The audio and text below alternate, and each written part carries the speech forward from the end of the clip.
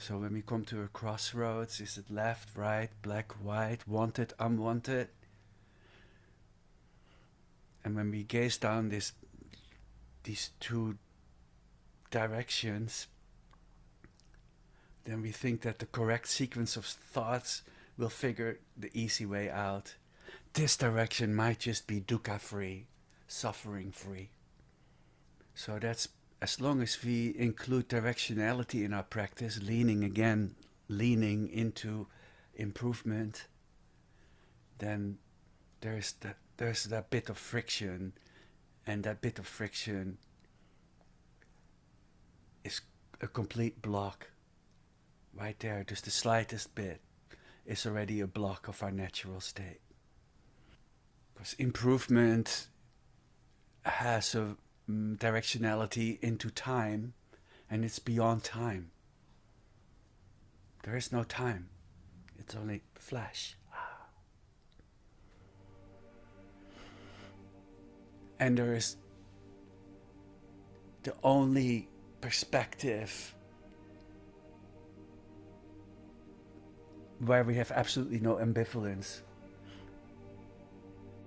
when all the choices in this relative movement, in the playfulness and the vividness of mind comes to be, the only state we have no ambivalence about it is peace.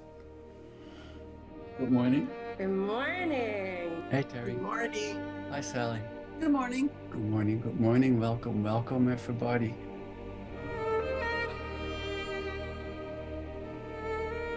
Let's take a breath together. Just feeling the intention of the group, kind of synchronizing our intent in the body. Just being upright, or as upright as you wish and can.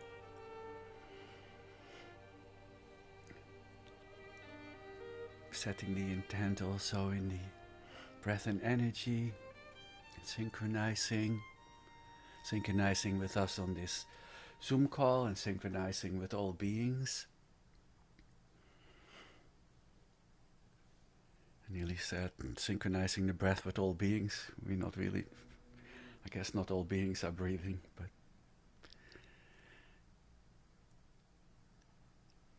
definitely synchronizing and reaching out and completely embracing from the mind and heart perspective. So just setting that intent, and that intention indeed is that you might be truly happy. And if happiness is unveiled by meditation, okay, let's meditate. But indeed, really the perspective of no meditation started and no meditation ended, just really more and more just noticing that when we come to this group, or when you do your practice, is go, oh yeah, this is my natural state of mind, this is it. How do I let that saturate and populate my whole life? It's by constantly setting that intent. Like, better a bunch of shorties than a longie as far as meditations go. And for those of you that maybe for a period are not having a deliberate practice right now, I would ask you maybe to find just little bits of time. Don't set the bar so high. There's always this feeling that, oh, if it's not half an hour or whatever time you think is the perfect quantity for enlightenment, really, if you were to meditate 3 times a day for 3 minutes, that would be amazing. Especially around transitions, waking up in the morning and going to sleep, and whatever other transition comes up for you.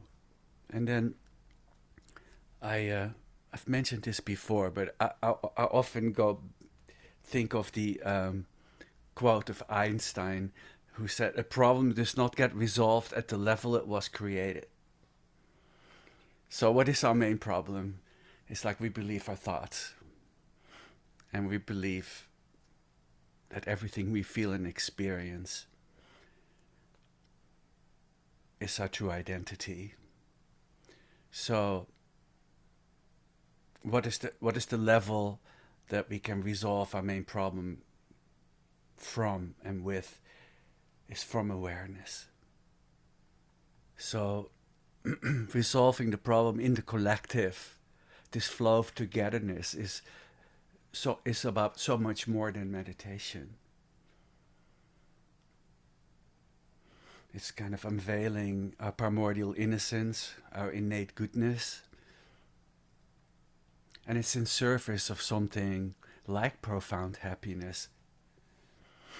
And happiness is never started to meditate and never ending to meditate. But that's not an excuse not to meditate. So that's the playfulness. We play with the words of like, oh no, meditation. And then maybe, yeah, some come to a place in their life where there truly is like, oh, I never fall asleep anymore. Well, that's not me. I need my practice. It's like hitting the gong. Let it ring through our life. So, what would be the perspective of that always awakened and enlightened openness? The immaculate perspective would be to already sit as the enlightened one.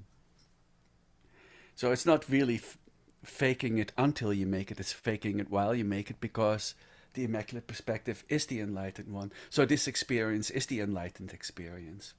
So the shift is like that big. And yet that shift opens up the whole universe. So right there, let's take a breath and listen for the furthest sound in the universe.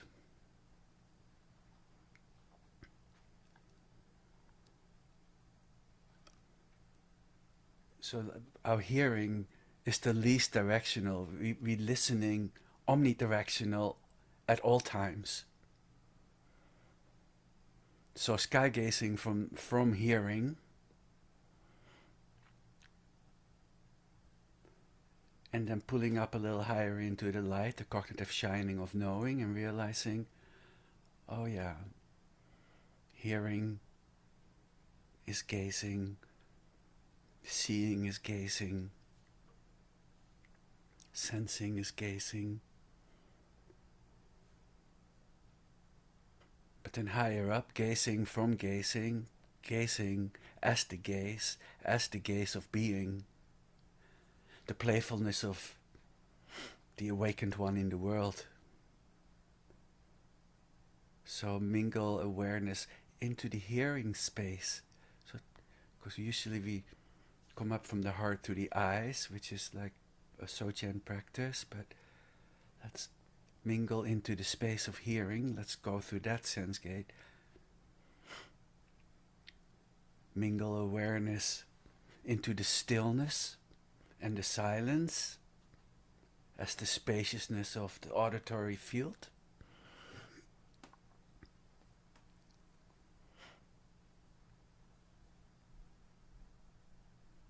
What is here? Awareness is here.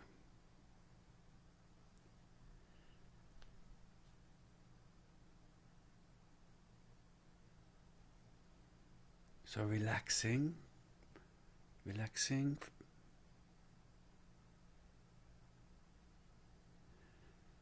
Just bring attention back. And then open up in a much more bright, open way. Spacious. Aware of aware is open.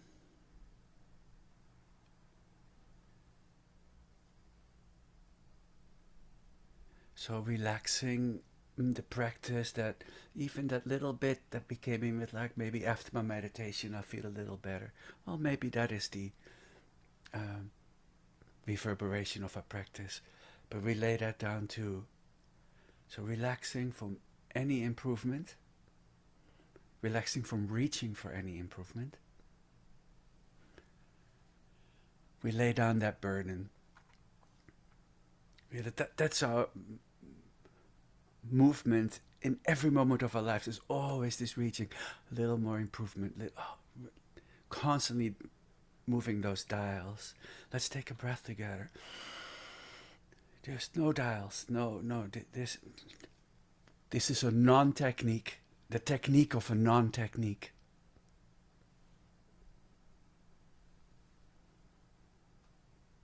And we don't even realize how overwhelmed we are by the feeling that things could always get at least a little bit better. In maybe some of the most subtle ways. So let better be stopping reaching for better. It always feels that we're just one shift away from something getting better. And it fatigues us. It fatigues us in every moment of our life. So just come to rest. Take a beautiful breath. Present. Yes, completely relaxed, but oh, so bright. Indeed, like that crystal clear pool of water. So transparent, translucent, bright. No longer that compulsive perfecting of what is already here. No longer exhausting our hearts, like leaning into perfection. Like if the perfection is supposedly already here, the moment you start leaning, you move out of that.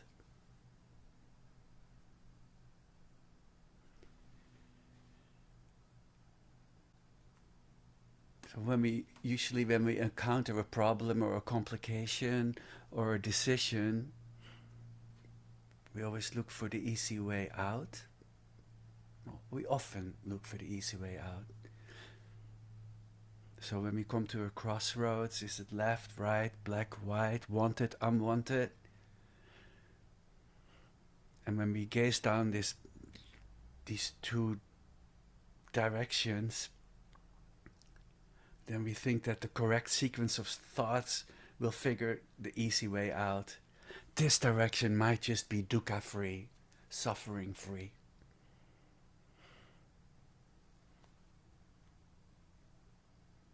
So that's as long as we include directionality in our practice, leaning into improvement, then there's that bit of friction, and that bit of friction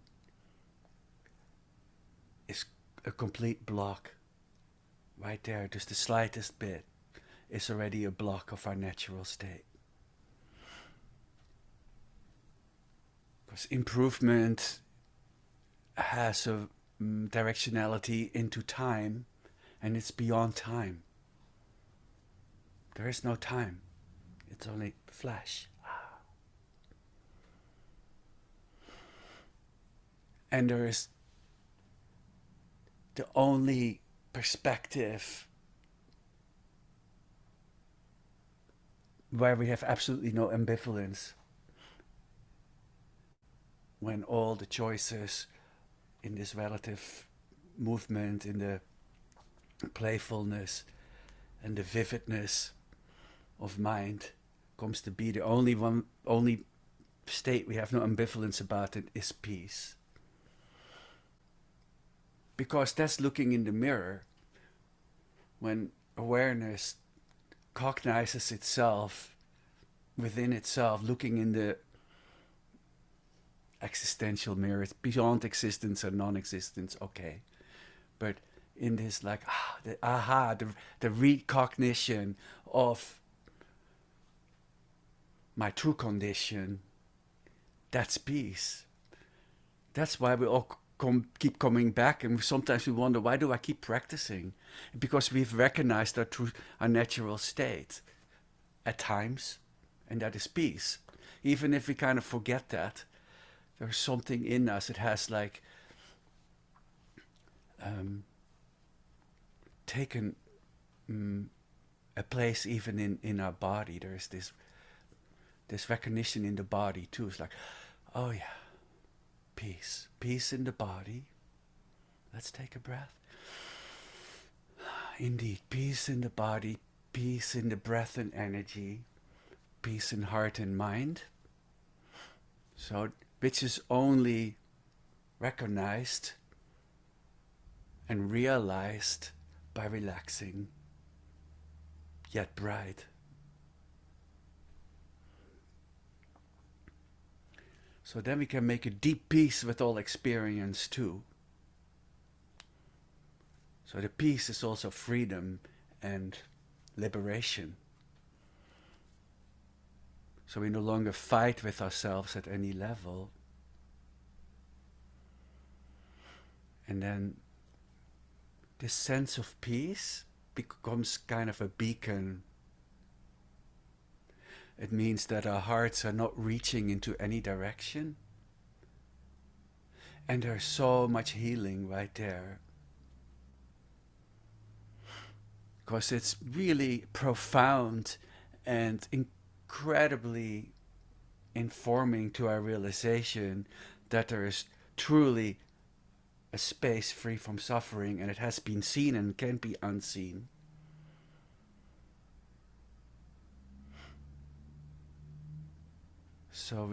So resting in the nature of mind is synonymous with peace and is a loving thing. So sometimes the question is, is love not also kind of a movement of the mind which is transitory? No. Wide awakened awareness love in that rest, because it's the inspiration of the bodhisattva in the world, of compassion and the wisdom energies. It's such a loving thing to do, to pay attention to our true essence and become the agent of peace in the world. So love is always synonymous with the peaceful nature of mind.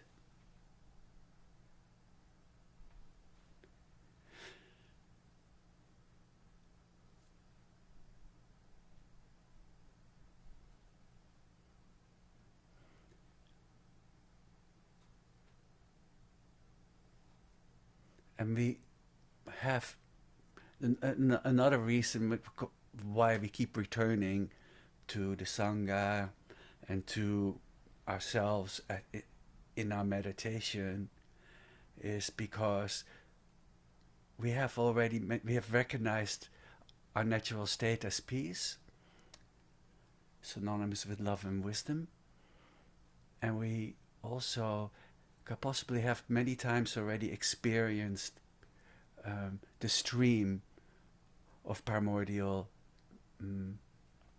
wisdom, the wisdom energies, primordial purity, just that purity, so innocent, and the shining goodness of our hearts.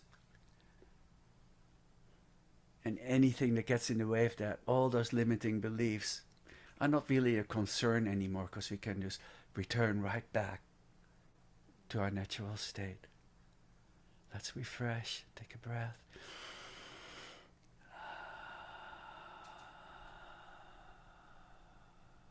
Bright, bright, bright. So whenever we get distracted a little bit by the movement of any limiting belief, and do I dare to say that any thought is a limiting belief unless it's coming straight from the openness of awakened awareness, and we become discerning of that because of our practice. Whenever we release, letting things come and go, when we actually release a difficult mind state, thoughts in specific, maybe emotions and feelings, there's what they call in the tradition a surge of clear light, energetic wisdom. And we can notice that the moment we release, there's a little bit like maybe a relief, a decontracting, and then that surge of clear light, energetic wisdom upon releasing with the entanglement of difficult mind states. We can also recognize that surge of like bright wisdom energy, or however it manifests in a certain profundity, is in direct proportion with the level of difficulty of the experienced emotional entanglement. Aye. So we'll practice that later on after we've done our open awakened awareness meditation, and then bring in an entanglement, and then kind of pay attention to if we can feel kind of a little puff of wow, could maybe just the energy of the potentiality of wisdom. It might not manifest as something in particular, but let's play with that. So we set the intent to awaken for all beings.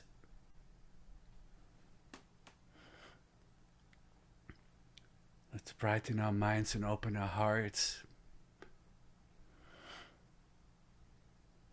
Feel into your heart, let awareness descend into your heart region. And feel the beauty of your loving, awakened heart.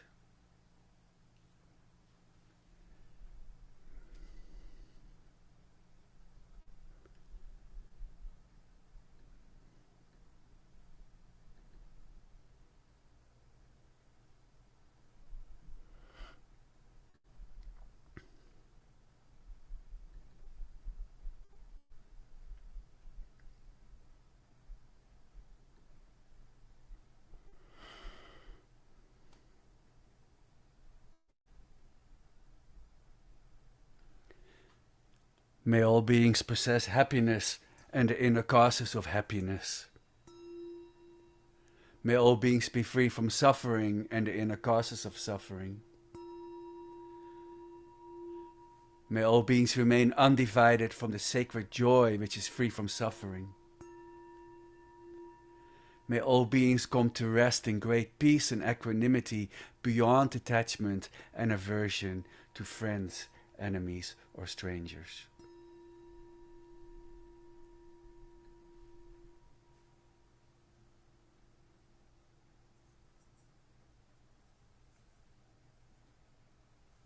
Brighten the mind.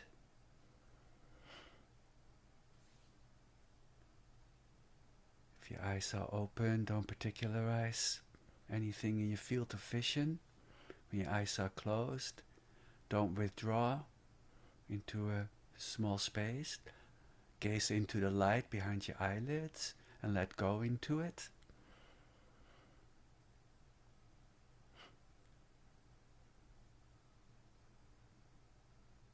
Flow out.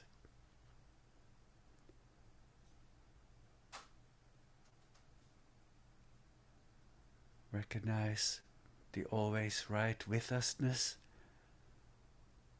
of awareness, of the bright knowing field, which includes all appearance and objects, apparent objects, and the knowing.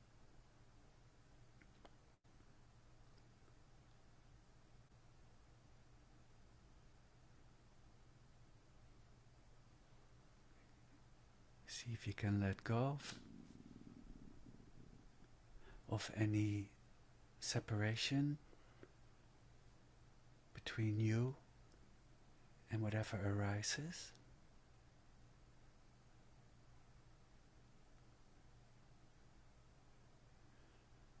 And when I say you, I mean awareness. Prior to any thoughts, feelings, and emotions and perceptions, that you.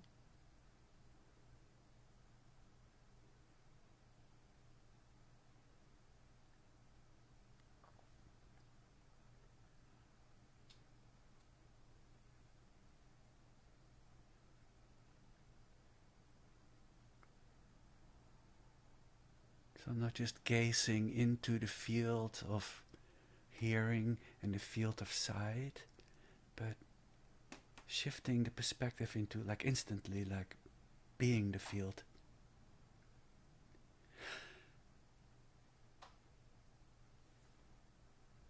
While simultaneously being aware that there is a knowing quality.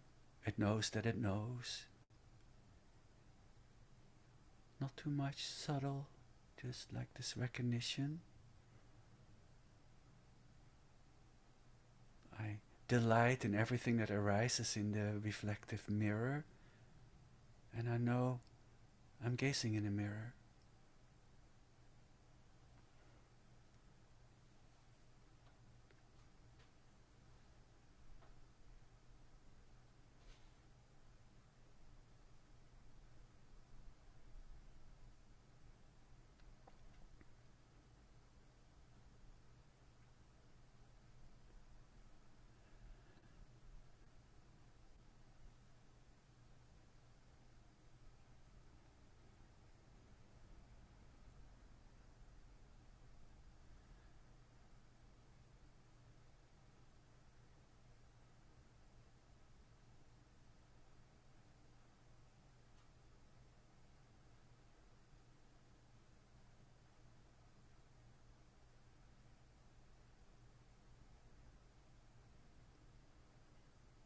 Awakening doesn't take lifetimes. It doesn't even take time.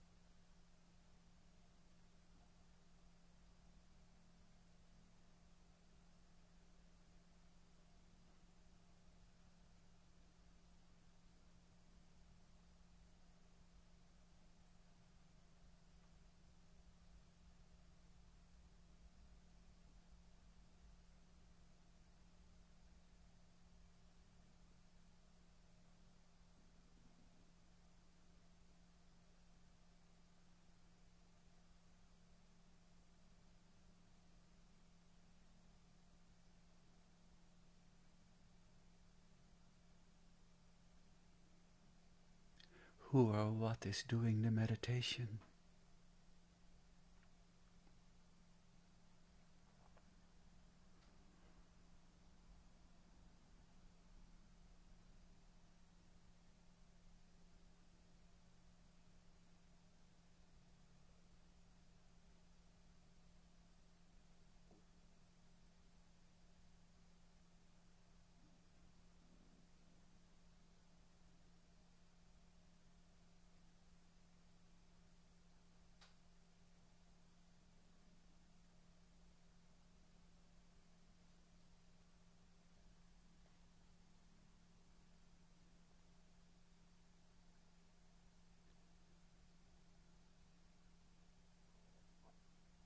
A spontaneous bursting into being,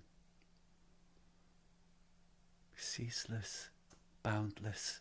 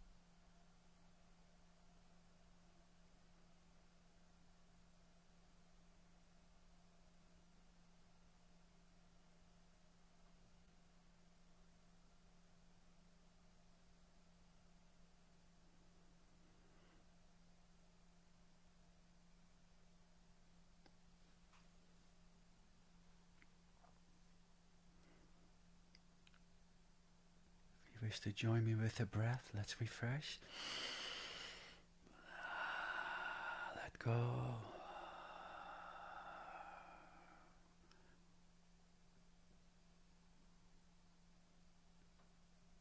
Letting go of habitual patterns, breathing in the all good.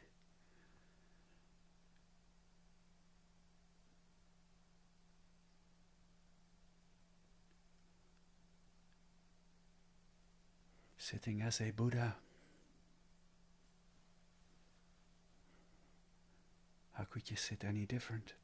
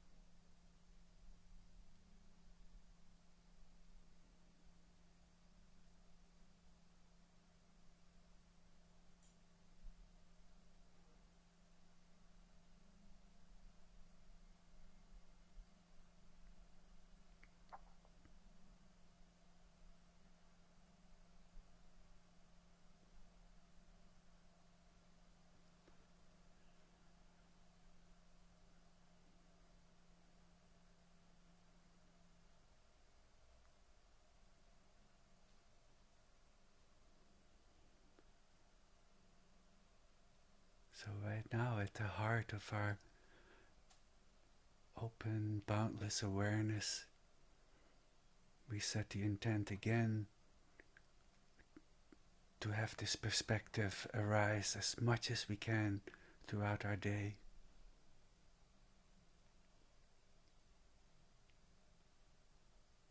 Recognize this is my natural state.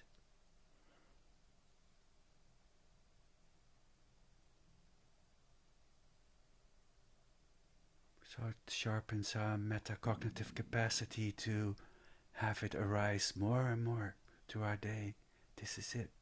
That's why we practice. It puts some muscle on that recognition. And I asked earlier, who's doing the meditation? Who said you ever chose anything in the first place anyway? Allow awareness to awaken to itself, by itself, really. Notice the next time you wake up at the heart of experience that, I actually stopped doing something. It went by itself.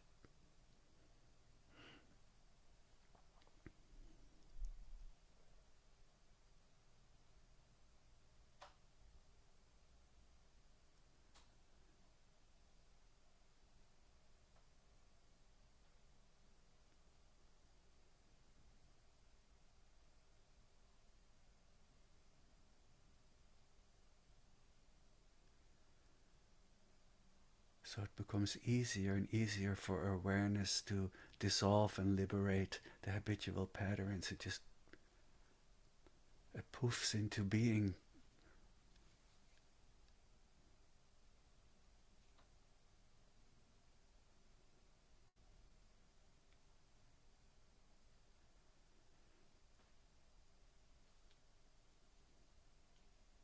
So hold the perspective of the boundless openness, and for a bit of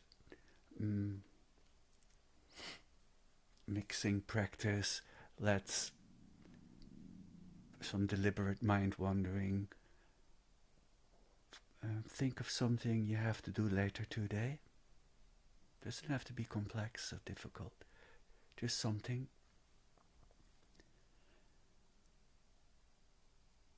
Is it dimming your awareness? Then take a breath. Hold that simultaneous perspective. So this is the practice of the meditation not ending.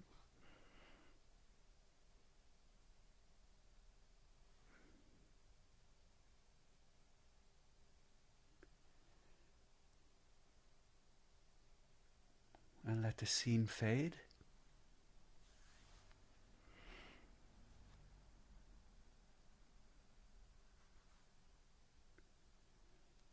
And promise that when that event you just thought of arises, to become present like you were right now. So it's the same perspective. It's all dreamlike anyway.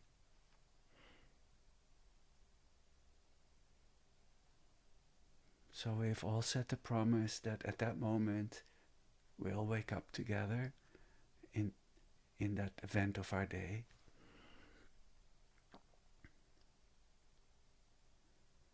Let's take a breath together.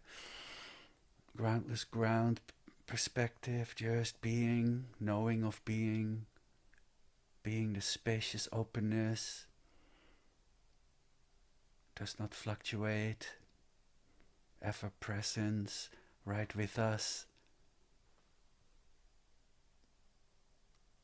accessible at any decibel level.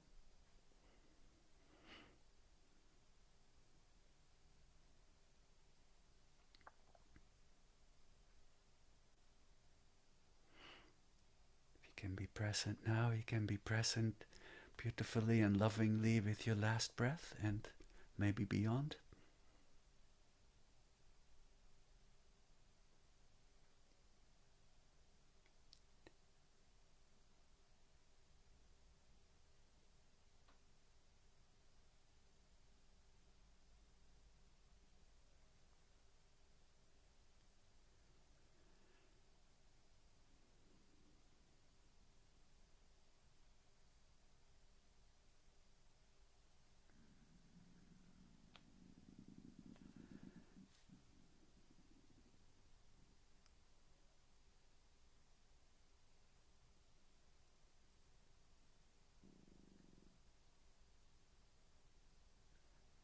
So in the sky-like nature of mind right now, why don't you bring in something a bit more challenging, something that has given you a bit of an emotional push, a person or a situation, a bit of difficulty. Is it dimming your awareness? Are you forgetting your thinking? Can you hold the simultaneous perspective? Just hold it for a moment, lovingly, realizing that shining the light of awareness on it is healing in itself.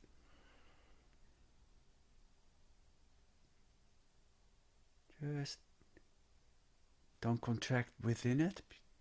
Have aware it from the field, as the field of boundless awareness. So not looking from the inside, not being encapsulated by the intensity of the movement of mind, but holding it in your open, boundless heart, loving-hearted, spacious awareness for a moment longer. And now let's take a breath and let the scene fade. It's okay if it has a little bit of a compulsive reverberation. It's all right. Let it fade. Don't be... And be really discerning about what I said earlier. Maybe the search of clear light wisdom. A little bit of like, there's a brightness there. If not now, this is a beautiful practice to become really discerning about the birthing of wisdom energies.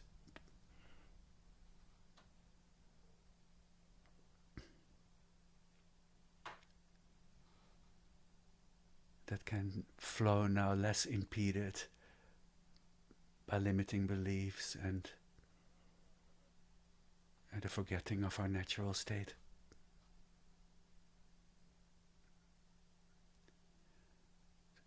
Just bright, shining awareness.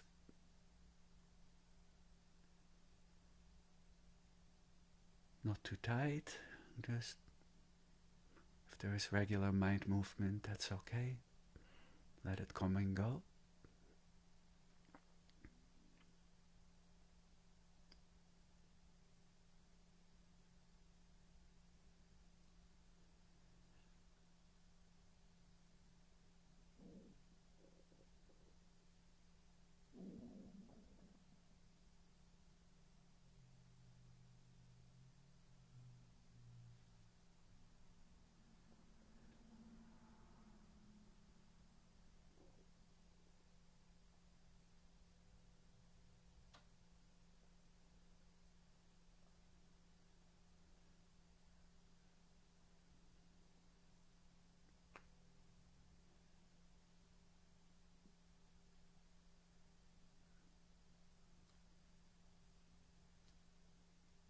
So throughout the day, or throughout our life, the very moment we shift into, oh, am I aware? We already have shifted out of ordinary mind into awakened mind right there. Being aware of doubt, you have shifted already in awakened mind.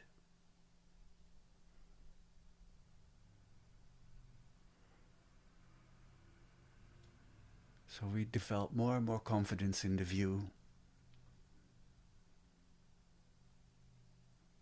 You just keep shifting back into your awakening origin and then realize it just happens by itself.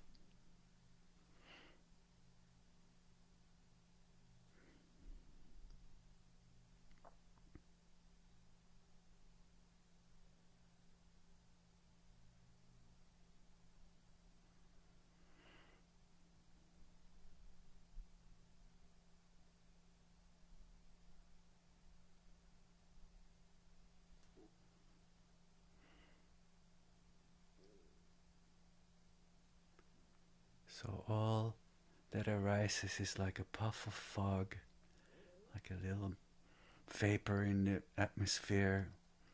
And when we try to lean on it, or catch it, or hold it, then we fall.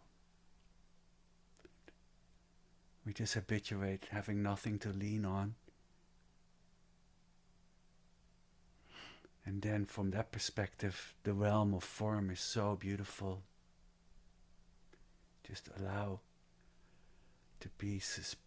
yourself to be suspended in this openness and realize I'm always free.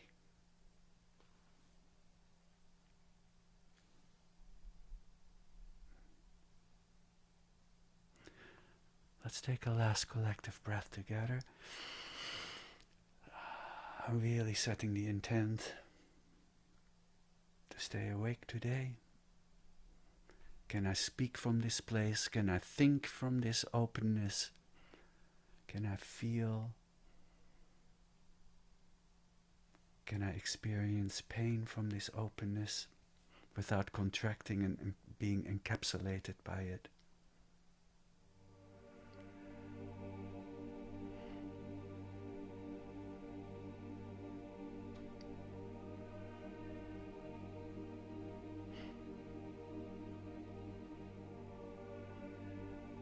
May the Buddha on your seat not fall asleep today.